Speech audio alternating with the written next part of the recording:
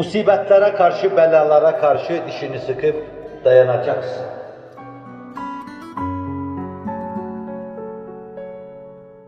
Ehli dalalet seninle uğraşacak. Süper güçler seninle, senin milletinle uğraşacak. Bütün bunlar karşısında tavır değiştirmeden dayanacaksın. Çünkü daha çetinini yaşadılar.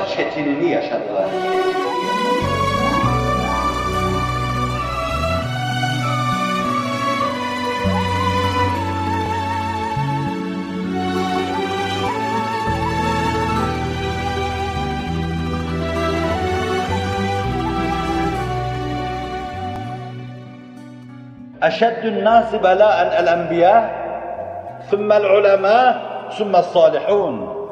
Belanın en çetin, en zorlusu evvela peygamberlerin başına, sonra velilerin, ondan sonra da derecesine göre halis, muhlis müminlerin başına gelir.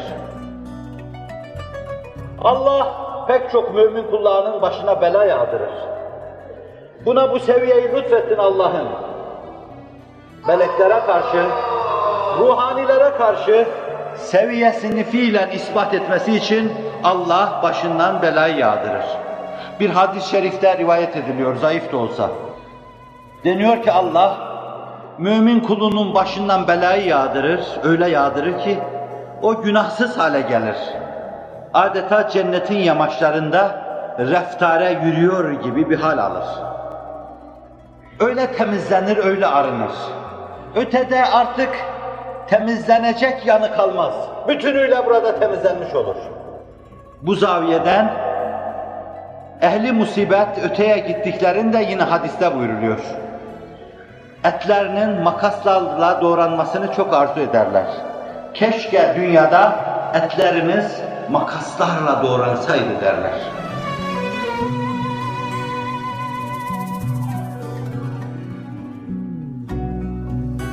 Ve yine zayıf bir rivayette اِنَّ اللّٰهَ لَيُجَرِّبُ أَحَدَكُمْ كَمَا يُجَرِّبُ أَحَدُكُمْ ذَهَبَهُ بِالنَّارِ.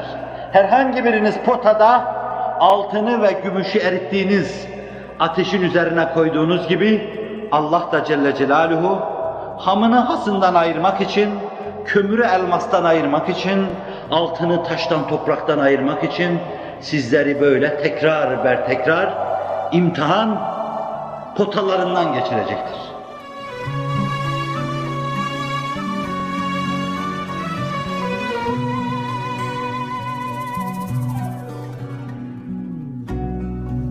Elif lam mim hasiben nasu en yutreku en yekulu amennâ ve hum la yuftenûn. İnsanlar zannediyorlar mı? İman ettik demekle başıboş bırakılacaklar ve fitneye, imtihana, belaya maruz kalmayacaklar. Ve sonra kasemle وَلَقَدْ فَتَنَّ الَّذ۪ينَ مِنْ قَبْلِهِمْ diyor Allah. Kasem olsun ki sizden evvelkileri de biz çeşit çeşit imtihanlara maruz bıraktık. اَمْ حَسِبْتُمْ اَنْ تَدْخُلُوا الْجَنَّةِ وَلَمَّا يَعْلَمِ اللّٰهُ الَّذ۪ينَ جَاهَدُوا مِنْكُمْ وَيَعْلَمَ الصَّابِرِينَ. Zannediyor musunuz hemen siz cennete gireceksiniz? Sabredenlerle etmeyenler, sabreden mücahitlerle mücahit olmayan ve sabretmeyenler birbirinden ayrılmadan, imtihana tabi tutularak ayrılmadan cennete gireceğinizi mi zannediyorsunuz? Diyor Allah Celle Celaluhu. Demek ki siz defaatla eleneceksiniz. Ehli dünya size musallat olacak, eleneceksiniz.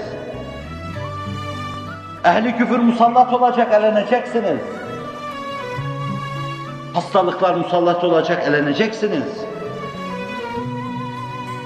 İkbal karşınıza çıkacak. Belki hizmet ederseniz ondan mahrum kalacaksınız. Sizi ikbalden edecekler. Makam karşınıza çıkacak. Dine sahip çıkarsanız belki ondan mahrum edecekler. Siz dini duygu ve dini düşüncenizi ifade ettiğiniz zaman bir kısım makamlara getirilemeyeceksiniz. Ama her şeye rağmen Allah diyecek, yolumuza devam edeceksiniz.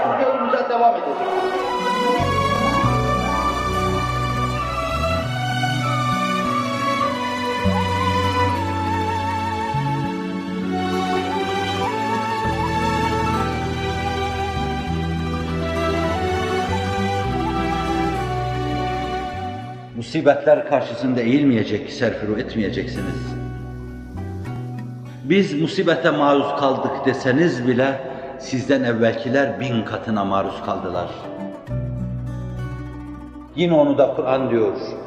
Em hasibtum en tedhulul cenne ve lemma ye'tikum meselul lezine halev min qablikum messethumul ba'sa'u ve'd-dharra ve zulzilu hatta yekula'r rasul vellezine amenu ma'ah meta nasrullah. İşte orada ela inne nasrallahi qarib. Sarsılacak, ırgalanacak, yerinizden yurdunuzdan edilecek, belalarla iflahınız sökülecek. Fakat yılgınlık göstermeyecek, her şey bitecek. Bir adım atacak takatınız, imkanınız kalmayacak. Şartlar aleyhinizde cereyan edecek. Zaman aleyhinizde akacak. Fakat yese düşmeyecek. Pes etmeyecek. Dimdik duracak. Avazınız çıktığı kadar. Allah diyeceksiniz.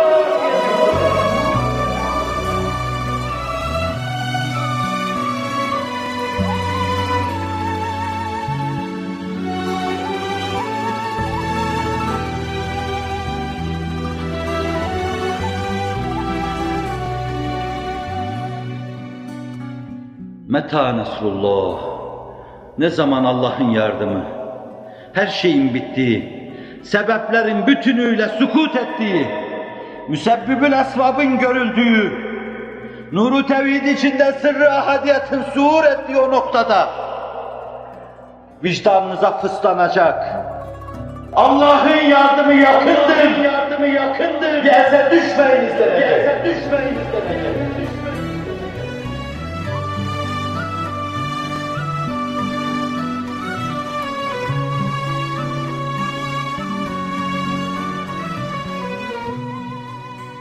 Ela inne nasrallahi qarib. Fakat siz bu kadar ırgalandınız mı? Bu kadar ateşler üzerinde gezdirildiniz mi? Bu kadar kafalarınıza ateşten taslar basıldı mı? Bu kadar canınıza tak dedi mi? Bu kadar hayattan bıktınız mı? Bu kadar usandınız mı? Nebiler gibi bu kadar sarsıldınız mı? Onlarla beraber olanlar gibi bu kadar ırgalandınız mı? İşte o zaman meta nasrullah iniltinize karşı, çığlığınıza karşı ela inne nasrallahi qarib. Unutmayın, çok iyi bilin. Allah'ın yardımı yakın.